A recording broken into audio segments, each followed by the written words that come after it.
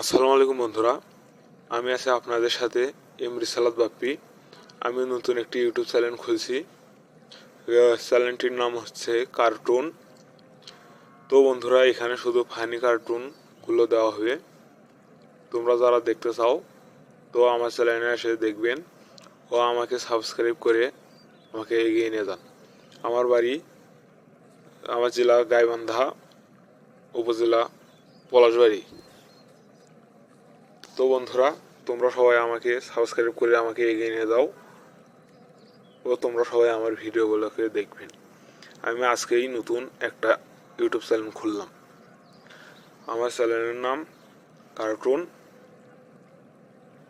আজকে 2024 22 এপ্রিল আজকে আমি ইউটিউব চ্যানেলটি খুললাম।